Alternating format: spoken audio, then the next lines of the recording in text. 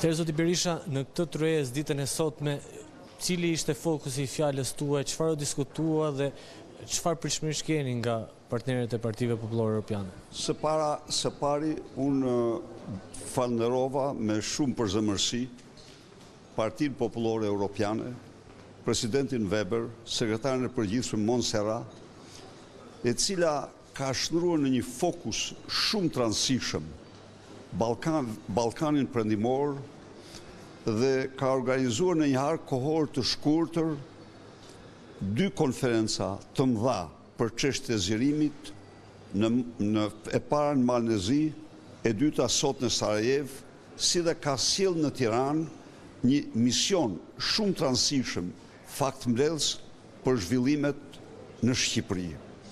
Të gjitha këto dëshmojnë për angazhimin shumë serioz të Partisë Popullore Europiane në mbështetjen, në ndihmën e vendeve të këtij rajoni në procesin e integrimit europian dhe janë një antidot i shkëlqyer, do të thosha, kundër asaj që është quajtur lodhje nga zgjerimi. Në fjalën time, theksova se nga eksperienca që kam patur si kryeministër dhe ajo që ndjek procesin, nuk ka dyshim se e ardhmja më shkëlqyer e kombëve tona është antarësimi i tyre në BE.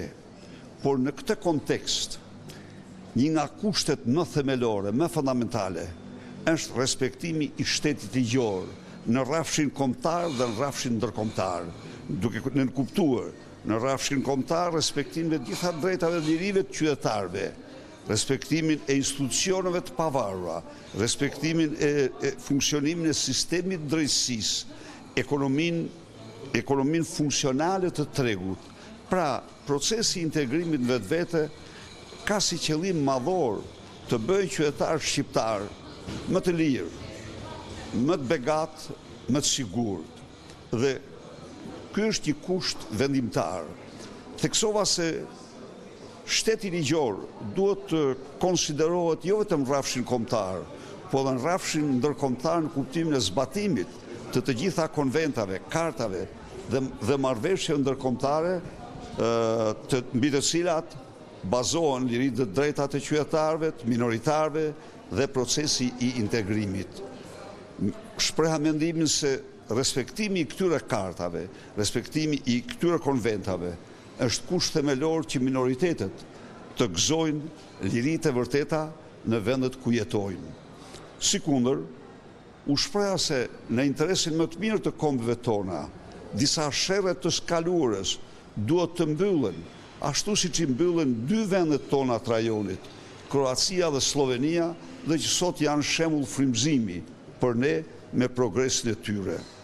Natyrisht, një vend veçantë dhe interes të veçantë ishte çështja e zhvillimet në Shqipëri. Theksova se qeveria aktuale ka shtruar procesin zgjedhor në farsë elektorale sipas të gjithë dokumentave ndërkombëtare mbi zgjedhjet. Theksova se lidhet e saj me krimin janë Big Brotheri kryesor që do shkon shqiptarët. Shqipëria nuk ka një prani të rrezikshme ruse, të themi, por Shqipëria ka drogën, e cila është një vendimars i fuqishëm në të gjitha nivelet, dhe se ky vendimars, ky faktor i jep Edi Ramës dhe qeverisë ato privilegje që nuk e lejojnë ligji, është aktiv në procesin zgjedhor, ndaj dhe me shtrova pikpamjen se një qeveri kujdestare për zgjedhje të lira si është e domosdoshme dhe u ndala pastaj në krizën që po kalon vendi. Krizë e cila ka në themel shkelmimin e shtetit ligjor në rrafshin kombëtar dhe ndërkombëtar.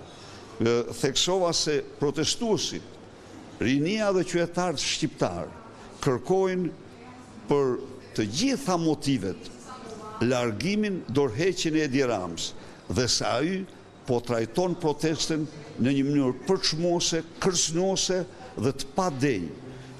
Garantova se protesta është e pandalshme theksova se kjo nuk është një vepër e Partisë Demokratike, por Partia Demokratike e mbështet atë, ndaj dhe bëra thirrje udhëheqjes EPP-s të bëjë gjithçka për një zgjidhje paqësore të këtij konflikti, për një qeveri kujdestare e cila do të çojë vendin drejt zgjedhjeve të lira dhe të ndershme. Pak a shumë kjo ishte në tërësi, pastaj këtu pata rast të shkëmbej përshëndetje mendime me kryeministrat rajonit, me miq të vjetër e të tjerë. Faleminderit.